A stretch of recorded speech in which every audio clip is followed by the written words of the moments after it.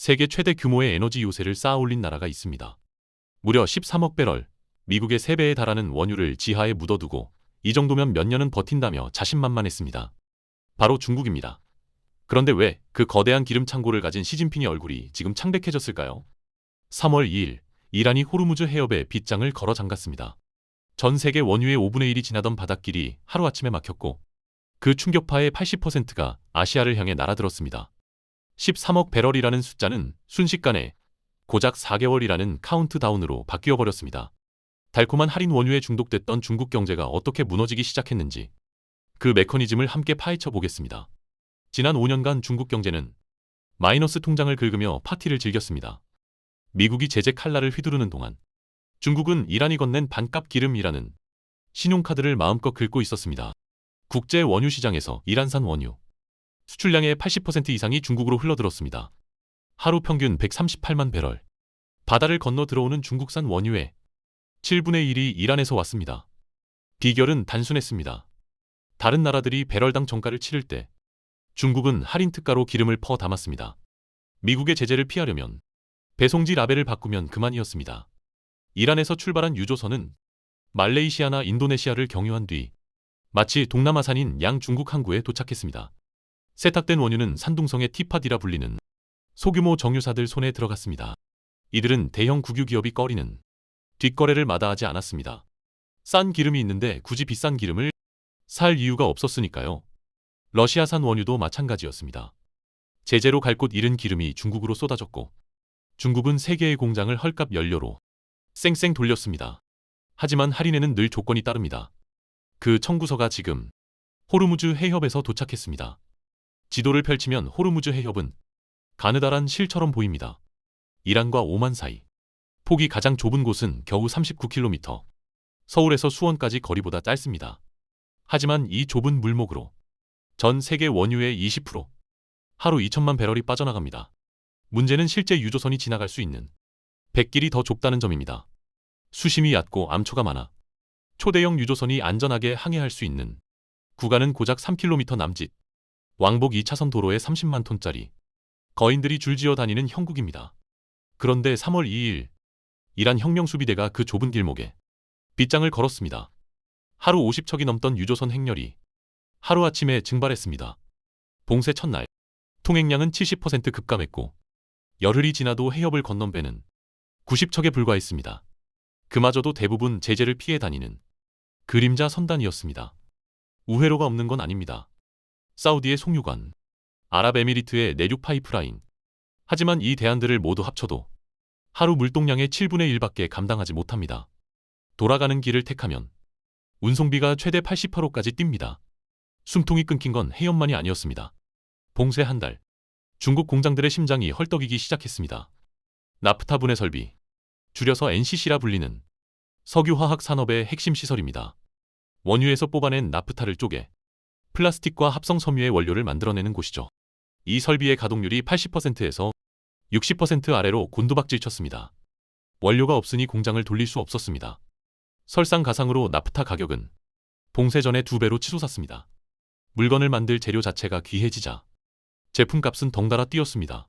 중동에서 중국으로 기름을 실어 나르던 초대형 유조선의 운임도 보름 만에 3.3배나 폭등했습니다. 운송비가 오르면 결국 소비자가 그 비용을 떠안습니다. 기름값이 오르니 물류비가 뛰고 물류비가 뛰니 공장도 가게도 가격표를 다시 썼습니다. 경기는 바닥을 기는데 물가만 천장을 뚫는 최악의 조합. 경제학에서 스태그플레이션이라 부르는 악성 바이러스가 번지기 시작한 겁니다. 피가 모자라니 심장이 제대로 뛸 리 없습니다. 그런데 진짜 문제는 이 정도가 시작에 불과하다는 사실이었습니다. 기름만 끊긴 게 아니었습니다. 메탄올. 이름은 낯설지만 우리 일상 곳곳에 숨어있는 물질입니다. 페인트를 바르고 플라스틱을 만들고 접착제를 붙이는데 모두 이 원료가 들어갑니다. 중국이 수입하는 메탄올의 45%가 이란에서 왔습니다. 호르무즈가 막히자 중국 항구에 메탄올 재고는 바닥을 드러내기 시작했고 현물 가격은 하루 만에 7%나 뛰었습니다. 공장들이 원료를 구하지 못해 허둥대는 사이 더 심각한 문제가 밀려왔습니다. 비료입니다. 작물을 키우려면 반드시 필요한 비료.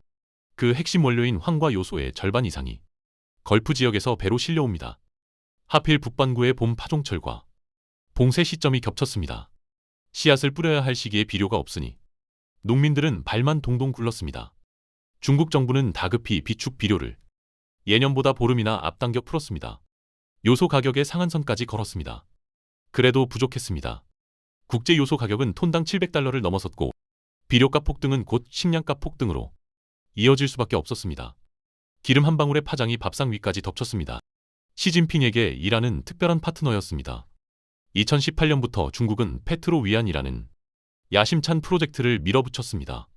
전 세계 원유 거래의 80%가 달러로 결제되는 현실. 이 페트로 달러 체제를 흔들어 미국의 기축통화 패권에 균열을 내겠다는 구상이었습니다. 이란은 그 전략의 핵심골이었습니다. 미국 제재에 묶인 이란은 기꺼이 위안화를 받았고 중국은 할인된 가격에 원유를 확보하며 일석이조를 노렸습니다. 그런데 봉쇄가 터지자 상황이 뒤집혔습니다. 이란은 호르무즈 해협을 통과하려면 위안화로 결제하라고 조건을 걸었습니다. 8개국과 협상 중이라는 소식이 흘러나왔습니다. 언뜻 보면 중국의 승리 같았습니다. 하지만 속을 들여다보면 달랐습니다. 이란이 중국을 방패로 끌어들여 미국의 공격을 막으려는 계산이었습니다. 위안화 거래가 성사되는 순간 미국이 이란 시설을 타격하면 곧 중국 자산을 건드리는 꼴이 됩니다. 중국은 원치 않게 전쟁의 한복판으로 끌려 들어갔습니다.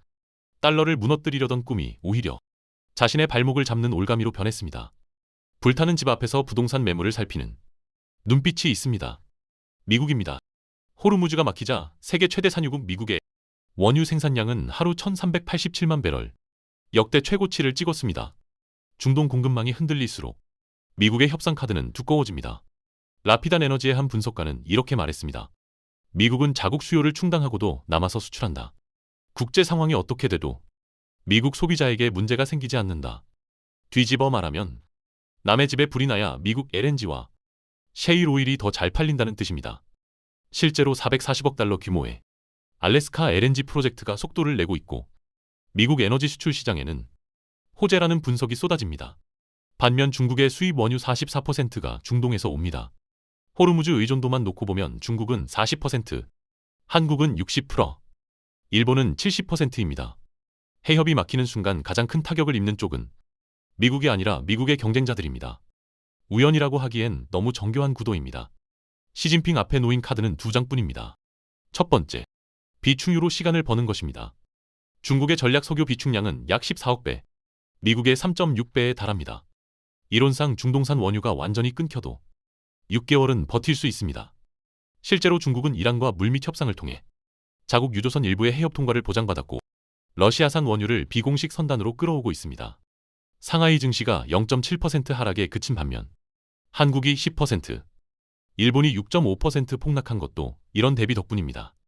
하지만 완충제에도 한계가 있습니다. LNG 수입의 30%가 카타르와 UAE에서 오는데 전쟁이 길어지면 천연가스 수급이 발목을 잡습니다. 두 번째 선택지는 더 뼈아픕니다. 트럼프에게 손을 내미는 것입니다. 미국산 LNG와 셰일 오일을 비싸게 사들이면 당장의 위기는 넘길 수 있습니다. 그러나 그것은 탈달러와 에너지 자주를 외치던 중국이 미국 앞에 무릎을 꿇는 모양새입니다. 어느 쪽을 택해도 상처가 남습니다. 문제는 시간입니다. 비축유가 바닥나기 전에 봉쇄가 풀릴 것인가? 아니면 먼저 선택을 강요당할 것인가? 저 멀리 중국에서 불이 났다고 안심할 때가 아닙니다. 한국의 원유 수입 70%가 중동에서 옵니다. 호르무즈가 막히자 코스피는 하루 만에 10% 넘게 폭락했습니다. 중국이 0.7%를 빠질 때 우리는 10배 넘게 무너진 겁니다. 봉쇄가 석 달 넘게 이어지면 제조업 생산비는 12% 가까이 치솟고 전기와 가스 요금은 80% 가까이 뛸 수 있다는 분석이 나옵니다. 휘발유 값은 이미 리터당 1,900원을 넘겼습니다. 비료가 오르면 농산물 값이 오르고 플라스틱 원료가 오르면 생필품 값이 오릅니다. 결국 모든 고통은 마트 계산대 앞에 선 우리 지갑으로 돌아옵니다. 정부가 비축유 201분을 확보하고 100조 원짜리 안정화 프로그램을 준비했다지만 봉쇄가 길어지면 그것도 버티기 어렵습니다. 중국의 위기는 곧 우리의 위기입니다. 에너지 한 방울 나지 않는 나라에서 남의 집 불구경은 사치입니다. 불티가 이미 우리 쪽으로 날아오고 있습니다. 복잡한 세상을 쉽게 읽어드리는 나우 브리핑이었습니다. 오늘 영상이 유익하고 재밌으셨다면 구독과 좋아요 부탁드립니다. 다음 영상에서 뵙겠습니다.